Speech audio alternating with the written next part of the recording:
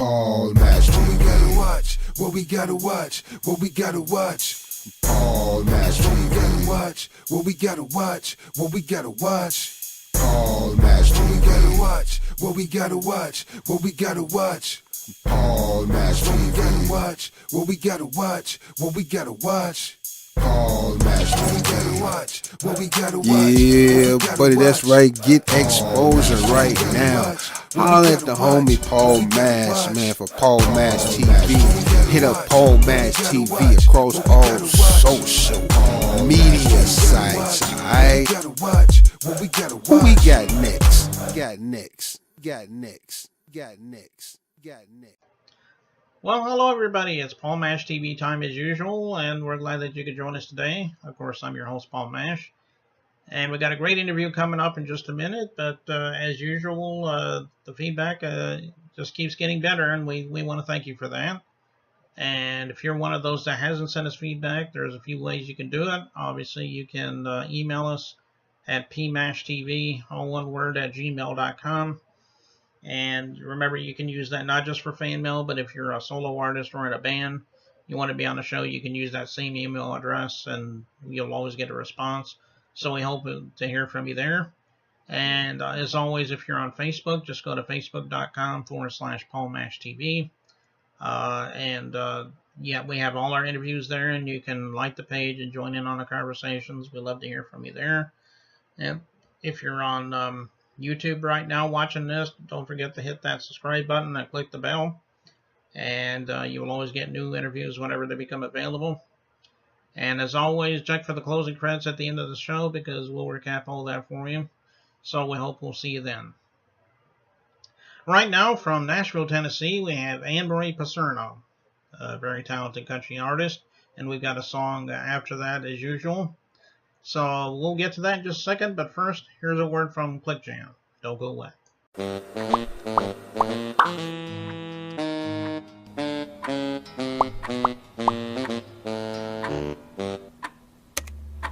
Does anyone know where Lou is?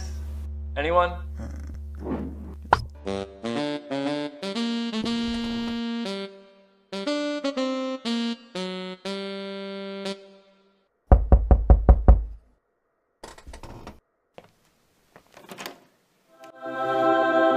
Let's jam. We're fabulous, nobody's too big for the crushed and the broken hearted. We're fabulous, nobody's too weak 'cause we can, and we just got started. Come on in, babe.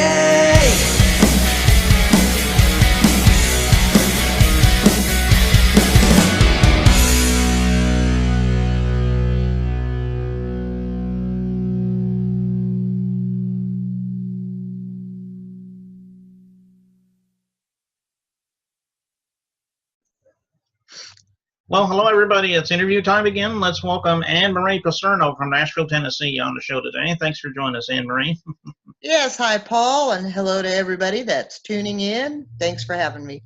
Yeah, well, we're glad to have you. I guess you're probably one of those people that it's just taking a while to get you on the show, but I'm glad that we finally worked it out, I guess. Yeah, well, I think it's a great idea. I appreciate what you do for independent artists, and just another way to get our music out there and have fans and listeners learn more about us, and that's a great thing that you do to help us all. Yes, and a lot of people have been saying that a lot lately. They really enjoy what I do. There's not very many video shows like that. There's a lot of radio shows, so that's so it's kind of a change of pace for some people. Like so. Well, let's get started with the first question. Tell me how you decide to become a musician. I mean, I'm sure you have your own story. Let's hear your story on it, though. Yeah, I don't think anybody decides, to tell you the truth. Mm-hmm. You'll always through life try and do what's practical, but music, if you're an artist, a musician, if you write, perform, I mean, I was like this ever since a kid. I was always fascinated with, performing all the way back to kindergarten. When I was in a little kindergarten graduation show, I had my little face through the hole of a flower, and I was sold right then. And my teachers always encouraged my creativity. I was prolific with art, with writing, with poetry. I played guitar, I played piano, I played violin, saxophone. I sang, I acted, and wrote all sorts of stories. So basically, my younger school years were really great with encouragement, because actually my family didn't really support or nurture my talent. And I know that sounds crazy, but that was the upbringing. It was just, they didn't see it as something like that I would go on to do anything career-wise as an adult. So when I went off to college, I went off to a musical theater school, and I loved every bit of it. I studied everything from dance to ballet, tap, jazz, to voice and diction, to singing, to theater, performing. Learned all about projecting my voice in a 2,000-seat auditorium and doing shows, and just very naturally migrated on to, after college, my first professional dinner theater job, performing at Disney World, doing comedy. And when I look back at all the different things that I've done, it's all a progression. And this is what as far as any artist that asks me opinion, or yes, you got to brand yourself and all these things, but really it's utilizing all your skills and talents, and it's just a layer upon a layer of your experiences through life. That's what I try and do. So in my early years, I studied the musical theater, but then my very first professional job was at Disney World in Florida, and I was hired after very methodically rehearsing a little 60-minute comic monologue that I practiced over and over again. And I'd never had done improvisational theater. I had done comedy shows, I had done scripted theater shows and things like that. And I was picked, and I was called what you call green, a green thumb and a novice, put into professionals that had been doing what do you call it, the medieval fairs and things like that, and at Disney World, which was considered a very high-end performance job when it's your first professional theater job. So I learned a lot about bringing up audience members and incorporating them in your act. So you not only had a script, but you learned how to be off the cuff and improvise with what somebody maybe would or would not do in the story that you were telling, plus you were having to be funny and entertain and all those things. So I learned that, and then I kind of transitioned over to starting to sing in all the hotels and the resorts throughout Orlando and around Disney World, and started incorporating impersonations in my act, where I started not only singing, but incorporating the comedy and audience participation, but doing celebrity, like MC host. So you want to host?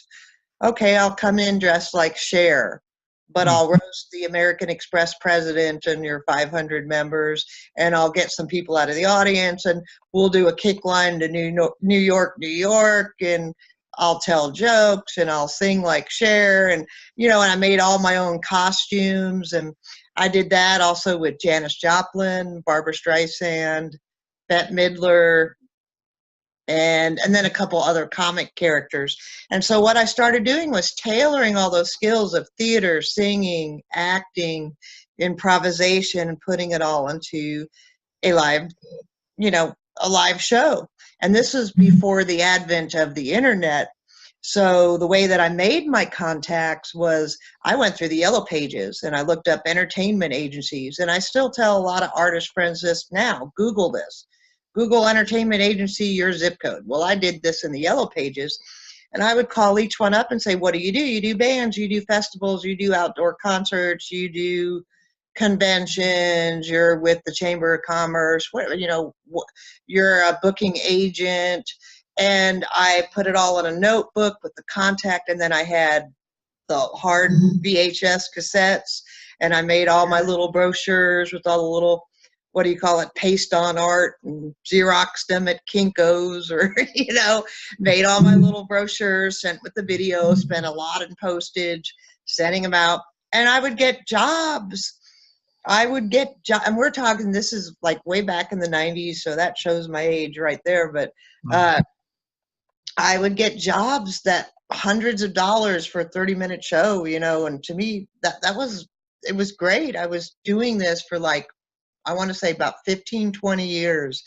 Then I kind of migrated into, not only worked at Busch Gardens, I worked a lot of cruise ships with cities around the world type shows and singing, dancing, acting, a lot of dinner theaters. And then bands, and every band imaginable, like Top 40 and Motown and dance bands and blues bands and, you know, cover tunes. And I wasn't doing originals. So flashback now to like about 7 years ago, where I finally reached a point after doing all those things I mentioned, along with what we call gigging, little bit parts on television and commercial work and some TV shows that I did little, you know, walk-on parts and things like that, and some small speaking parts. So I was developing all this, and I'm like, you know, I felt creatively stifled. So I said, where can I go to feel creative again, to feel, because as a kid, I'd run home from school, play the piano for hours, write songs, and play my guitar for hours. And so it was going to be either Nashville, New York, I thought about Las Vegas, and I thought about California, like maybe Sacramento or something. So I said Nashville. I had one friend in Nashville, packed up the car. I had a friend, put all my stuff in a U-Haul. We drove out here, didn't know a soul. And here I am. So the first year or two, I went to songwriter nights, and then I all of a sudden realized on Facebook that social media was a big thing. There were artists promoting their gigs and radio, and what, I can get my songs on the radio, and you know, I didn't know how. So I always feel like you should be always constantly learning, always trying to learn new things, and basically got involved with the internet radio, you know, all the different shows, and it all come full circle because I made music connections, started getting it professionally recorded and airplay, and you know, long story short, it all kind of came together with an independent label, Bongo Boy Records, that has really helped me, and they helped me become a Grammy member because I had enough credits of things in stores and awards and magazine articles and all the support that they give independent artists, and actually had a song on the first ballot for the Grammys in American Roots with Bonfire. So I was just, you know, when I look back at it all, that's your journey. So I don't think you ever really decide. In answer to question one, it's a progression of all your talents and, you know, emotional needs and your creative needs and your just the way that you express yourself. I think that's how you can truly call yourself an artist, that you're not trying to copy anybody else's sound. You're not trying to be top 40 this or that. You know, it's a very competitive industry, so you do have to really try and you know, network effectively, choose good people in your circle, support the stations that play you. And I never discredit the little guy. Not ever. Everybody starts somewhere. There are some internet radio stations, they're just little stations, and then all of a sudden they're syndicated to 30, 50 different stations, or, you know, and so I always try and support from the little guy to the bigger projects. And then there's sometimes I feel like I'm below the glass ceiling, like, how do I get there? But even when I was looking at the application to become a Grammy member, I was overwhelmed, like, gosh, how do I do this? And it's like one step at a time. Okay, what are you missing? Okay, here's what you need. What are you lacking? What do you have to fill in? And that's basically how you progress or accomplish any goal, really, is to just stay consistent and steady and believe in yourself, and, you know, make choices. And then sometimes you make choices that aren't that great, and then you got to decide, okay, well, that didn't work out. But the same thing with where you might put your money to promote your music. There's so many sharks and scam artists out there that will claim they're a label, or they'll claim they're a promoter. It can get you to here, there. I usually will ask the opinions of other successful artists that I see, and ask them, how is that working for you? Especially when I know they might be using a service of somebody that charges or things. And as a rule, I don't pay to get played on any radio station. There's paid promotion, and that's different. If you're going to have a website or magazine feature, or but you have to understand the difference. So I try and help other artists so they don't get ripped off, or I'll give them my advice. So things like what you do, I think, are great avenues to help spread and grow our social media, and gain more fans. So thank you for that as well. Okay, that's Yeah, good. I know. I am old though, so I had about 54 years to cover right there. Right, exactly. Yeah, your range is all kinds of different genres, and that's pretty good because that's what we do here. We do just about any genre on here, so Yeah. that's pretty good. What would you say? And I'm sure you already mentioned a few of those because I know you mentioned a few bands. But what are they kind of your influences? Do you have other influences that come out to your mind or come up? It's amazing. When I grew up, we had that old stereo console and the LPs, and my parents were Elton John and Neil Diamond and Barbra Streisand fans, and Beatles, and so I grew up with all that. And believe it or not, Mitch Miller Sing Along Christmas, loved. I wore that out, and so grew up on some of my parents' influences, but really.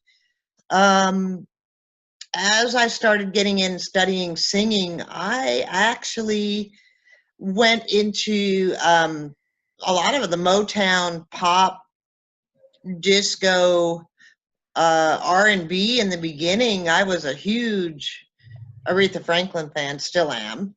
I loved Aretha Franklin, Etta James, Whitney Houston, Celine Dion, Patti LaBelle. I studied all of them in college. Very difficult singers to learn how to sing like them. And I had an awesome vocal teacher that taught so much of being in control in your voice. So you're going to belt this, but then this note is a little legit, and this note is this, and this is soul, and this is chest, and very, very, and how you make those sounds, that you're the one that's in control, because you understand the whole physiology of your voice and your vocal cords and your posture and how you breathe. And it is a science. And she used to take the fiber optics and put them up the students' noses and film their vocal cords of how they worked. If they were singing opera, the vocal folds were all connecting deep down in the larynx. Or if they were belting like a Broadway straight tone belt, it was only the tips. So it was a physiological connection that she was showing how you do it by the placement of your tongue in your mouth, where your larynx is either dropped or raised, your position of your head, everything, all the way down to your breathing. I loved that woman. She was a dear mentor, friend, and teacher, and she passed away a few years ago. She wrote a book and video about it. She traveled through the world. Many of her artists went on to successful theater careers on Broadway and other entertainment avenues. So I love all styles of music. I don't particularly like rap, though I have done a mean Bust a Move and a couple rap songs. That I think rap to be, rap is actually a very good rapper, and the most successful ones that you do hear, they understand that speaking is on pitches. And so the best ones, their rapping is still on tones that fit in with the music. I do not like all that yelling rap and all the profanity and all. Those to me are imitators. So my influences started with those kind of classic old school. And then, of course, in the 80s, I loved all the classic rock.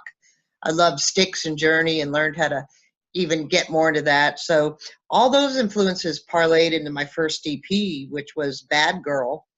And Bad Girl's a pop rock album, because right now I'm doing Americana. But pop rock, it had songs and some theater influence, but it was pop and rock, and did very well for my first foray into radio.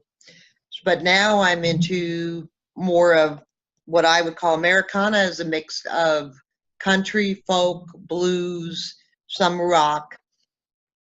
And I've put out 6 originals that are going to be on a full album, but I've released these singles as each one has come.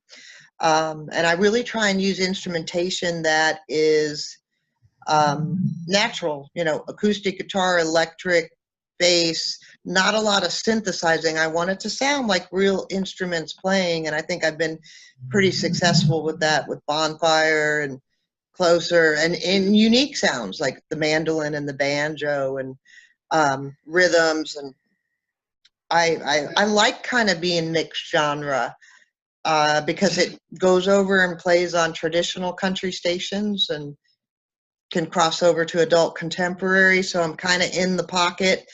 The last release I had, Discount Tobacco and Beer, has been real popular, but I also found I couldn't put a Facebook ad out there because they said, oh, we don't do, you can't advertise tobacco products, right? I'm like, what? You don't want my money? Unbelievable, Facebook. I can't believe Facebook rejected me because it had tobacco and beer, which I found amazing. But that song kind of was getting just a little bit above that mixed genre and getting in the soul and blues. And so for a traditional country station, not all played it, but it's kind of, I like how I just try and put all the sounds, and I don't try and put any label on genre at this point of what I produce. I just go with what is the song, what am I talking about in this song, and who is singing it, because it's not always just a singer. I tell this to artists all the time. It's not always you don't always have to put the lyrics in I. You could be telling a story. It could be from a character's perspective, right? It's not just you, I'm not just me, Annemarie, but maybe I'm a character singing about this situation. So that's kind of how Trouble, the one that you're going to play, came about. Now that's definitely traditional country. And that was kind of based on a true drinking experience I had. And I got a lot of humor out of it. Okay. Well, you mentioned your EP just a minute ago. Do you have other albums besides that EP? Can we get that like on digital format, or can you buy it on CD? Or yeah, all my songs are even if I released them as singles. So the EP Bad Girl, that's a pop rock. That's on iTunes and Amazon and CD Baby and all musical, digital sites, including my website, AnnemariePicerno.com. And I think you got my name up there, so you can spell it, AnnemariePicerno.com. You can even Google my name, and you'll see all the Spotify and Woozle and Drooble and all the social media sites. And I'm on all the music stores, or just go directly to my website, and you can purchase directly there. So the album's there, and then all my single releases. okay. And you just mentioned your song. I know you just told me maybe a small little bit about the song, but you said it was from your drinking days. Is there a little more to the story than that, or is that just about it? It wasn't necessarily about drinking, but, Trouble, and that was the singer on that song, by the way, is Kenny Lee, and he's a great producer and great singer himself. He's got a very nice, warm, rich baritone voice. I was actually trying to get other artists on it, but I couldn't get their schedules to coordinate with Kenny Lee because he produces so many artists. And the way that song came about was just a night of, I don't drink hardly ever at all. I'm too old for that. But the whole story is about, 2 adults. They know they're having a good time. They're drinking. There might be a little bit of traction. They know they're going to get in trouble. Yeah, and they also might be flirting with everybody else around the bar. That's kind of the whistle part in the bar, is that they know they're being all flirty and kind of naughty, but they also know they're going to go home together with each other at the end of the night. So, but I like to write it. I wrote it definitely as a very traditional country song, And I wanted it to be funny, and I wanted it to be a two-stepper because I'm here in Nashville, and at Nashville Palace, you see all the older couples. They're all dancing on the dance floor and doing line dancing and traditional country swing. And I could just see, you know, everybody dancing to this song. And I wanted people to chuckle. So released it myself, and radio. It was on several top 40 charts, and always gets a great response because people love the humor in it and the story. It definitely tells a story how the man is saying, well, she's the troublemaker, and the woman, of course, is saying, no, you're the troublemaker. And then they're like, you know, we know we're getting in trouble here, and they accept. So it's all meant to be light and fun, and that's coming out Friday, May 10th, which is tomorrow, but I'm sure this will be aired on cross social media in the future. But you can also find it not only on my website, but it's coming out on a compilation album, Love Is Volume 3 with Bongo Boy Records. So that's going to be going out to other FM radio and other stations as well, because they're sending it out, you know, through all their contacts. So and I went for it because I felt like Bongo Boy Records really has helped me a lot as an artist. So, and it's a good tune. So when you believe in the song, you know, you'll market it for more than 2-3 months. That's for sure. You know, because even Facebook is a very small window of social media. So there's so much out there, and the internet is a wonderful place because you never know who's going to be listening or watching. Okay, well, of course, we'll let the people decide when they see that video in just a moment or so, but just want to let you know, I think that's about all we really need, Annemarie, and we want to thank you for being on the show, and maybe one day in the future you can come back on, and maybe we'll have you on again sometime. All right, awesome. Well, I appreciate you having me, and hope everybody enjoys Trouble. Yeah, and here it is, Trouble, right here on Paul Mash TV in just a moment.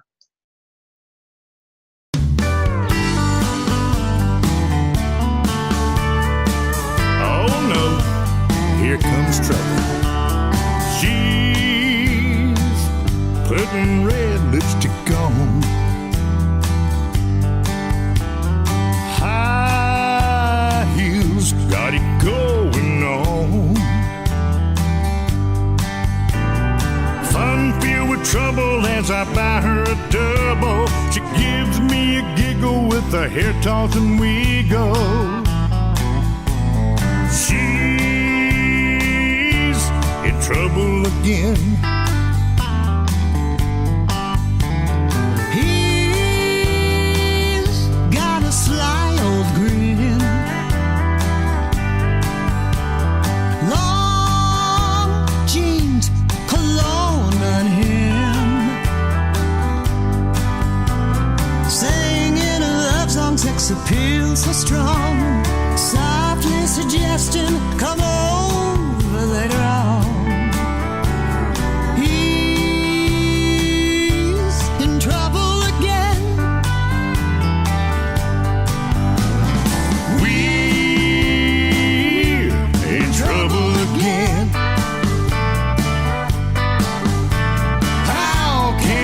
Much fun being naughty sin. Good times and laughter from the floor to the rafters.